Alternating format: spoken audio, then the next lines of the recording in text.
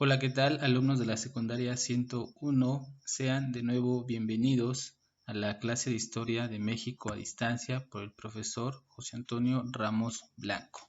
Así que comenzamos.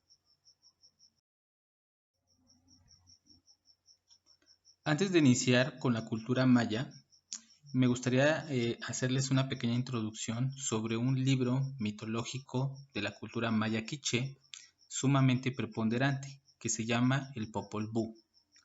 Haz de cuenta que es como nuestra Biblia en términos de interpretación maya, en donde van a hablar sobre la creación del mundo.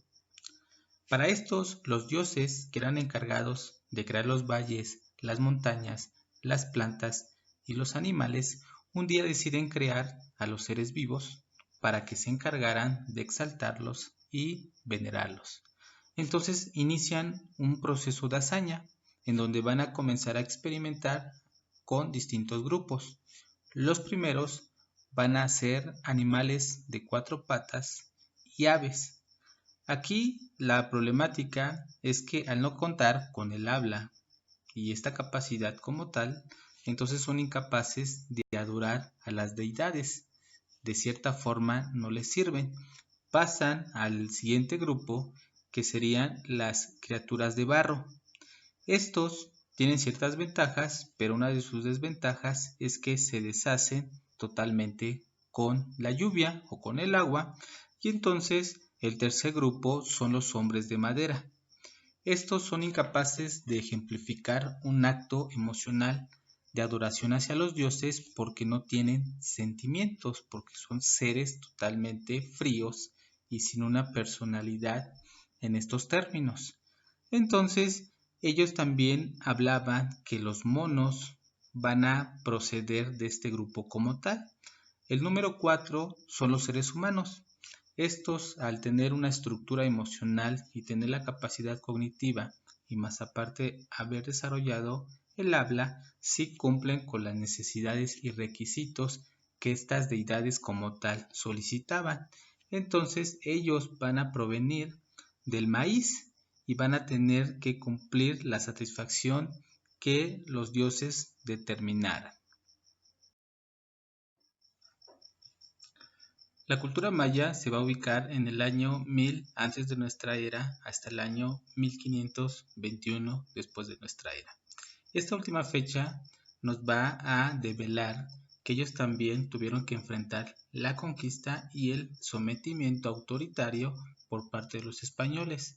Inclusive hay muchas anécdotas en la cual los indios mayas preferían suicidarse, es decir, aventándose del Cañón del Sumidero que se encuentra en Chiapas antes de ser controlados y dominados por los europeos.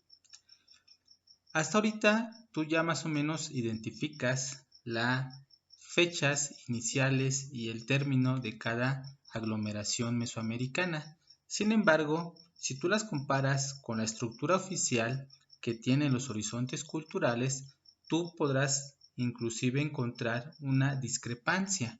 Y esto es porque quien crea esta estructura de divisiones como tal no se basaba en la parte inicial de la cultura, sino más bien se basaba en el florecimiento y auge de mayor esplendor que tuvo la misma. Entonces, por ejemplo, si los mayas me dicen que surgen en el 1000 antes de nuestra era, lo más lógico sería colocarlos en la parte preclásica, pero la historia oficial me dice que su mayor esplendor se dio en la parte clásica y entonces se agrupa en esta parte. En la parte preclásica se han encontrado figurillas con mucha influencia de tipo olmeca. Este es el motivo del por qué se considera la cultura madre de Mesoamérica. También en esta parte es cuando los mayas comienzan a desarrollar sus estructuras que la van a convertir en una civilización de suma importancia para el mundo, porque ya la parte clásica es cuando ya logran un desarrollo totalmente abismal que inclusive si yo comparo todas las culturas desarrolladas en el continente americano, esto que se llama precolombino, que se refiere a culturas antes de la llegada de los españoles, puedo percatarme que no existe ninguna que se compare a la importancia que tuvo la cultura maya, sobre todo en el área de las matemáticas y la astronomía. Por ejemplo, una de sus principales ciudades, que me refiero a Tikal, se han encontrado estelas. Las estelas eran grandes piedras esculpidas donde ellos tenían la costumbre de escribir sus hechos históricos más preponderantes. Entonces, a través de esta misma se han encontrado imágenes del zodiaco basados en lo eclíptico, que sería el paso del Sol a través de las distintas constelaciones. Las aventuras de los héroes divinos. Al igual que la mitología griega, los mayas van a desarrollar también a sus propios héroes. Por ejemplo, aquí tenemos a Expiyacoc y Exmucané. Ellos fueron bautizados como los guardianes de los días. Entonces, estos seres divinos tenían el poder de la adivinación e interpretaban el calendario maya. Sus hijos fueron 1 Hunapú y 7 Hunapú, quienes tuvieron a otros descendientes como los gemelos, uno mono y uno artesano, que son considerados los dioses de las artes. En la parte de los antecedentes históricos, tenemos que hablar que los mayas, tanto en el horizonte clásico que ya mencioné, por lo regular, la parte que se va a desarrollar es la parte central, que se conoció como el Petén. Es como lo que tenemos en la actualidad. Si tú te das cuenta, en la Ciudad de México, en la parte centro es donde se generan los mecanismos de desarrollo. Y entonces las partes periféricas o las partes metropolitanas son las que tienen menos desarrollo urbano. Lo mismo pasaba con la cultura maya. Ahora, aquí también llama la atención que sus principales ciudades fueron abandonadas. Y esto es algo que a los historiadores como a los antropólogos les llama mucho la atención, porque no explican que una civilización haya tenido tan esplendor tan maravilloso y después hayan abandonado sus territorios o sus ciudades. Entonces vamos a basarnos en tres hipótesis.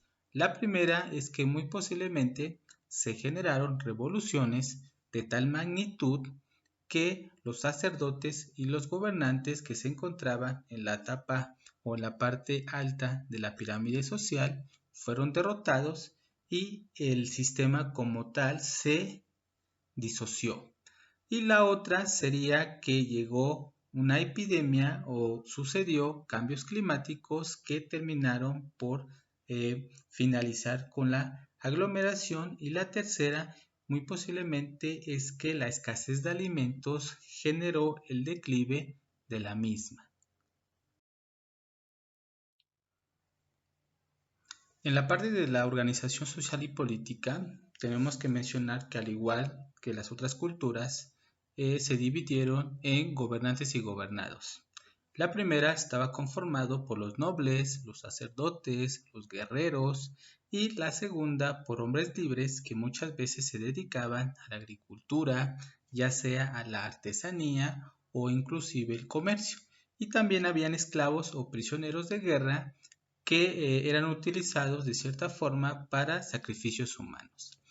Podemos decir que los campesinos vivían en chozas, vivían y comían muy pobremente, y los artesanos se encargaban de trabajar las piedras, los metales, así como las plumas y la madera, y entonces los nobles usaban en las ceremonias o guerras atavios lujosos con abundantes piedras verdes talladas, que las vemos inclusive en las imágenes, y pulidas, y también utilizaban collares, anillos, entre otros aspectos.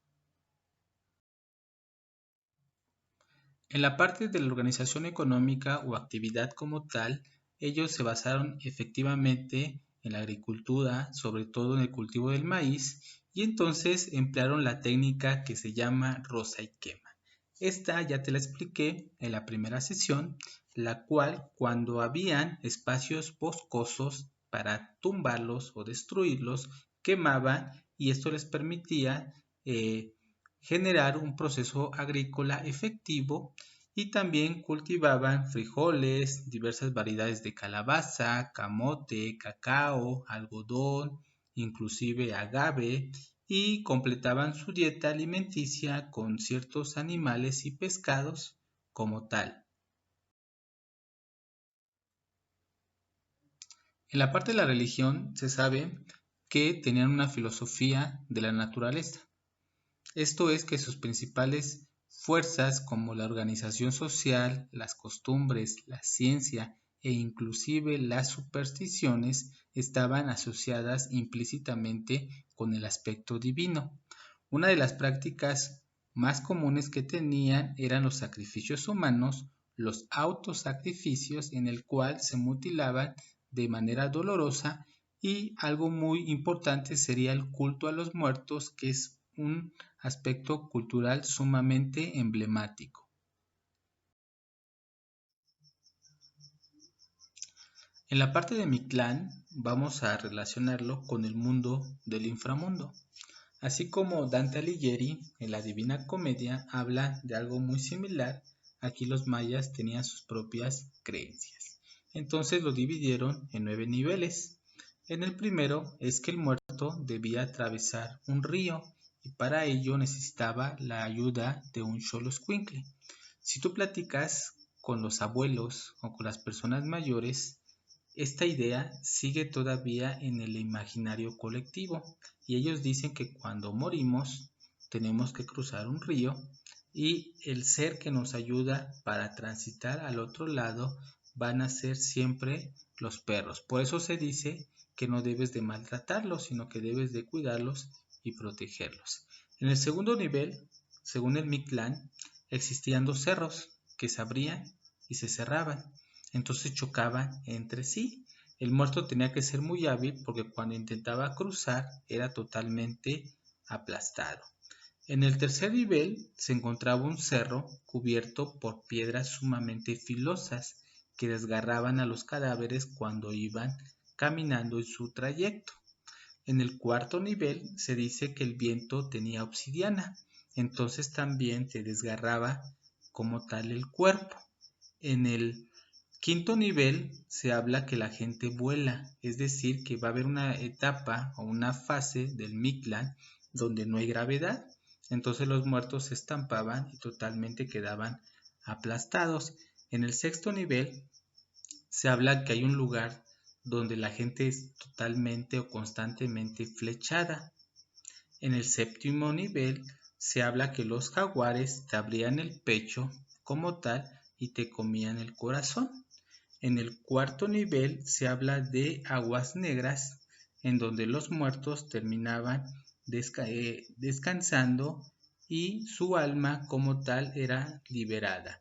Y en el noveno nivel aquí se habla que atravesaban aguas también y una vez superado este último obstáculo su alma sería liberada completamente de los padecimientos del cuerpo como tal.